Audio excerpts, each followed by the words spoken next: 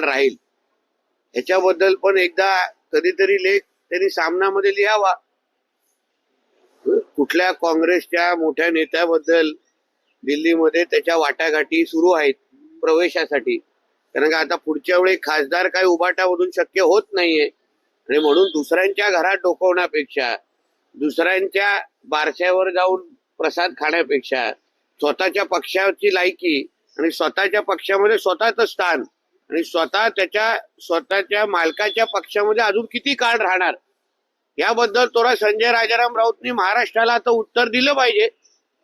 म्हणून शिंदे काय करतायत, भाजपमध्ये काय चाललंय, पहिल्या दिवसापासून हा संजय राजाराम राऊत दुसऱ्यांच्याच घरामध्ये डोकवण्याचं काम करतोय, दुसऱ्यांच्याच बारशावर जाऊन मुलांची नावं ठेवतो.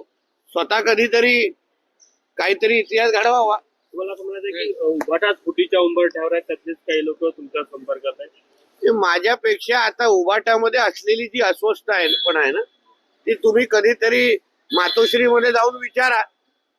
म्हणजे संजय राजाराम राऊत पासून ते अस्वस्थता सुरू आहे.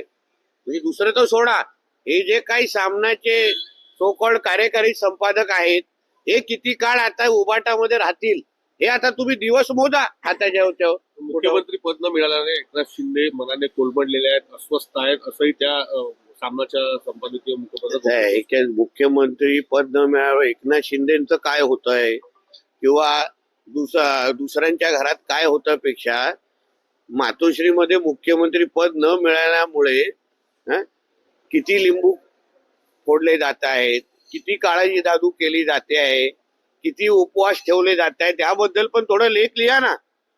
उद्धव ठाकरे मुख्यमंत्री न मिळाल्यामुळे किती बुवांकडे जायला सुरू केलेलं आहे, किती काळा जादू करायला सुरू केलेलं, ह्याच्याबद्दल थोडी माहिती कधीतरी मग महाराष्ट्राला द्यायला लागेल. म्हणून दुसऱ्यांच्या बद्दल बोलण्यापेक्षा स्वतः बुडाखालच्या आग जरा बुजवा. एकनाथ शिंदेच्या बहुतांश आमदारांपैकी एक आमदारांचा मोठा गट देवेंद्र फडणवीसांच्या नेतृत्वात भाजपमध्ये प्रवेश करणार असल्याचे त्यामध्ये म्हटलेलं आहे. शिवाय काही आमदार म्हणतात की स्वगृही परत चला जाऊ. असं आहे ना, जाऊन दे. हे आता संजय राजाराम राऊतला त्याचे घरचे पण आता जास्त गांभीर्याने घेत नाही. सामना हा वृत्तपत्र सकाळी पुसण्यासाठी वापरला जातो, तर कसला पुसण्यासाठी हे तुम्हीच विचार करा. म्हणून सामना वृत्तपत्र आजकाल शिवसैनिक पण वाचत नाही, कारण का तो काँग्रेसचा मुखपत्र जरा जास्त झालेला आहे. म्हणून सामन्याची दखल जास्त घेण्याची गरज नाही. बांगलादेशी घुसखोरांचा एक मोठी समस्या आहे. मालेगाव मध्ये खोटी कागदपत्र त्यांनी तयार केल्या संदर्भात गुन्हा देखील दाखल झालेला आहे.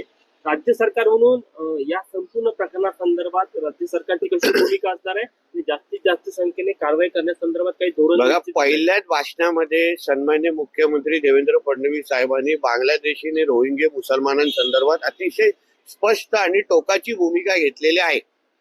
ही जी काही कीड, ही जी काही घाण बांगलादेश आणि रोहिंग्याच्या नावाने आमच्या महाराष्ट्रामध्ये येऊन अनधिकृत पद्धतीने राहत आहेत, त्यांना त्यांच्या बिळापर्यंत शोधण्याचं काम आमचं सुरू आहे.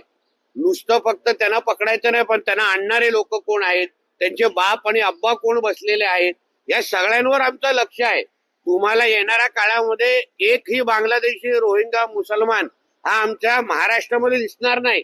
आम्ही त्यांना ठेचून इथून हाकलू, एवढं मी तुम्हाला सांगतो. सध्या जो धर्माच्या बरोबर आहे तो जिवंत राहील, जो धर्माच्या विरोधात आहे त्याचं काही कारण आहे असं गुलाबराव पाटलांनी म्हटलं.